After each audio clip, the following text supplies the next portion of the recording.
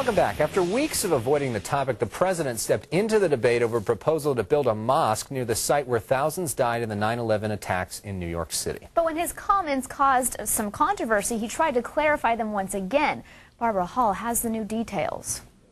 President Obama broke his silence about the controversy over plans to build a mosque and Islamic center near Ground Zero.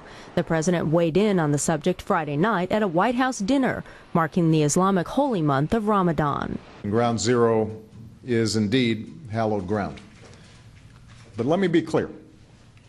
As a citizen and as president, I believe that Muslims have the right to practice their religion as everyone else in this country.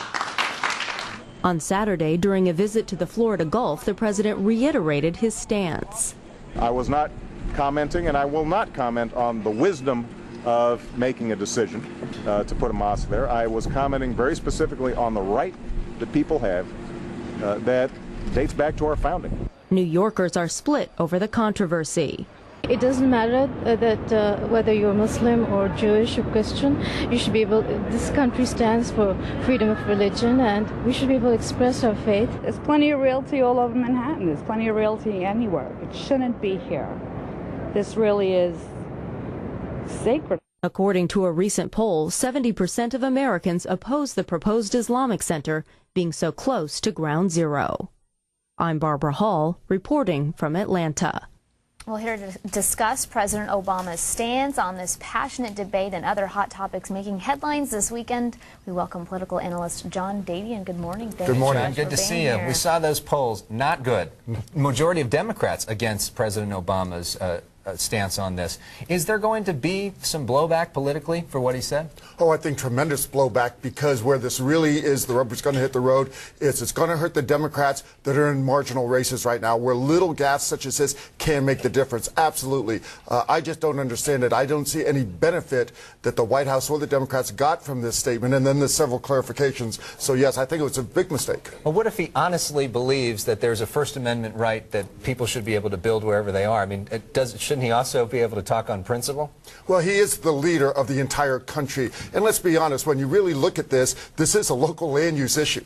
And and the truth is, most smart politicians would have taken the safe road, and maybe you got to give him credit for not taking the safe road, but they just would have stayed out of it. The politically smart thing would have been there was no reason for him to get involved. There certainly was no political benefit. What are Democrats saying about this comment? The ones that are fuming behind the scenes, that's the majority of them. There's a couple famous Democrats that have come out and said, you know, it was a mistake. What's he thinking? What's he doing? You know, he shouldn't have made those comments. And there have been several people that have gone on the record.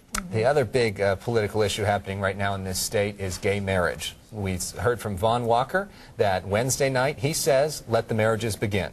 But there's the deadline to appeal to Wednesday night. On Wednesday night, are we going to start seeing gay marriages in California? Probably. How's that for a safe prediction? Yeah. I think the most interesting aspect of this case is the side that lost is trying to appeal it, but basically legal scholars are saying that you have to have standing to appeal something, and the people who have standing in this case are the governor and the attorney general, and they're saying let it go. So it really is very unusual circumstances, and because of those reasons, I think that probably will be in effect starting Wednesday evening. Now, John, politically, what is this doing for the rest of the country? All eyes on California watching this right now. In your eyes, you analyze all this stuff. What are we hearing? What are we seeing from the rest of the country? Well, again, as goes California does go the country. In other states that have legalized gay marriages, there really hasn't been that many federal challenges. So since this is the first time the federal courts have weighed in, I think it is going to have ramifications through the other states, and that's what they're looking at. So I think you are going to see in several states, including some conservative ones, you're going to see movement to put gay marriages on the ballot. We still have a conservative Supreme Court. Not clear necessarily where Justice Anthony Kennedy would go on this, but do you think there's any chance that the Supreme Court steps in on Wednesday night and stops this if the Ninth Circuit doesn't? I do think there's an absolute chance, especially as you said, it's Justice Kennedy that would be the one. That's the way the system is, because he's in charge of this circuit. So I think there is a very strong possibility we're going to see. I mean, my personal opinion about this whole issue is I do think there should be a stay, because it does have such ramifications, and the Supreme Court is the final arbitrator. Once they spoke, it would be the final word one way or the other. So we'll see. I certainly cannot read Justice Kennedy's mind. Right, and the contrary to that, obviously, is that people say it's a constitutional right. If you think it's a constitutional right, and if you believe what he said, why should we be waiting still. And That's the other view. And that's like a lot of our political issues, very emotional, and there's great arguments on both sides, absolutely. Right. Well, real quick, let's get to the governor's race. Jerry Brown leading Meg Whitman right now, 43 to 41%. That there's obviously a margin of error in there, and 10% undecided. What do you say about this race? Did you think it'd ever get this close? Do you think it'll be this close come November? Oh, I think it'll absolutely be one of the closest races in history on Election Day.